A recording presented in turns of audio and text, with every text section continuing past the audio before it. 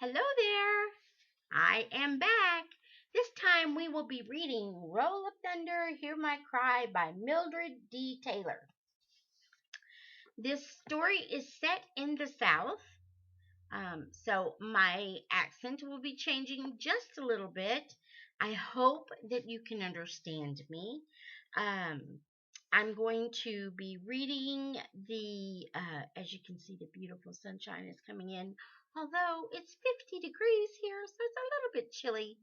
Anyway, uh, I'm going to be reading the author's note and maybe a few pages of chapter 1. And then the next video we will continue with chapter 1 and go through all of chapter 2. So here we begin. The author's note. My father was a master storyteller. He could tell a fine old story that made me hold my sides with rolling laughter and send happy tears down my cheeks, or a story of stark reality that made me shiver and be grateful for my own warm, secure surroundings. He could tell stories of beauty and grace, stories of gentle dreams, and paint them as vividly as any picture with splashes of character and dialogue. His memory detailed every event of 10 or 40 years or more before, just as if it had happened yesterday. By the fireside in our northern home, or in the South where I was born, I learned a history not then written in books, but one passed from generation to generation on the steps of moonlit porches and beside dying fires in one-room houses. A history of great-grandparents and of slavery and of the days following slavery, of those who lived still not free, yet who would not let their spirits be enslaved. From my father, the storyteller, I learned to respect the past, to respect my own heritage and myself. From my father, the man, I learned even more, for he was endowed with a special grace that made him tower above other men. He was warm and steadfast, a man whose principles would not bend, and he had within him a rare strength that sustained not only my sister and me and all the family, but all those who sought his advice and leaned upon his wisdom. He was a complex person, yet he taught many simple things. He taught me many simple things, things important for a child to know. How to ride a horse, and how to skate, how to blow soap bubbles, and how to tie a kite knot that met the challenge of the March winds, how to bathe a huge, faithful mongrel dog named Tiny. In time, he taught me the complex things, too. He taught me of myself, of life. He taught me of hopes and dreams. And he taught me the love of words. Without his teachings, without his words, my words would not have been. My father died last week. The stories as only he could tell died with him. But his voice of joy and laughter, his enduring strength, his principles and constant wisdom remain a part of all those who knew and loved him well.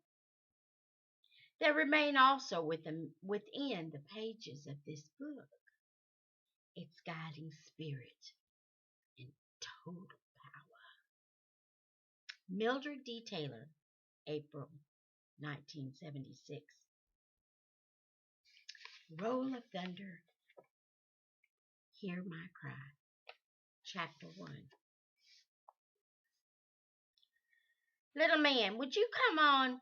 You keep it up and you're going to make us late. My youngest brother paid no attention to me, grasping more firmly his newspaper-wrapped notebook and his tin can lunch of cornbread, and oil sausages.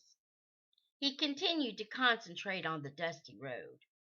He lagged several feet behind my other brothers, Stacy and Christopher John, and me, attempting to keep the rusty Mississippi dust from swelling with each step and drifting back upon his shiny black shoes and the cuffs of his corduroy pants by lifting each foot high before setting it down gently. Always meticulously neat. 6-year-old little man never allowed dirt or tears or stains to mar anything he owned. Today was no exception. You keep it up and make us late for school, Mama's going to wear you out, I threatened, pulling with exasperation at the high collar of the Sunday dress Mama had made me wear for the first day of school, as if that event were something special. It seemed to me that showing up at school at all on a bright August-like October morning, made for running the cool forest trails and wading barefoot in the forest pond, was concession enough. Sunday clothing was asking too much. Christopher John and Stacy were not too pleased about the clothing, or school either. Only little man, just beginning his school career, found the prospects of both intriguing. Y'all go ahead and get dirty if y'all wanna, he replied, without even looking up from his studied steps. Me? I'm gonna stay clean. I bet your mama's gonna clean you keep it up, I grumbled. Oh, Cassie, leave him be, Stacy admonished, frowning and kicking testily at the road. I ain't said nothing but... Stacy cut me a wicked look, and I grew silent. His disposition had been irritatingly sour lately. If I hadn't known the cause of it, I could have forgotten very easily that he was, at 12, bigger than I, and that I had promised Mama to arrive at school looking clean and ladylike. Shoot, I mumbled finally, unable to restrain myself from further comment. It ain't my fault you gotta be in Mama's class this year. Stacy's frown deepened, and he jammed his fists into his pockets, but said nothing.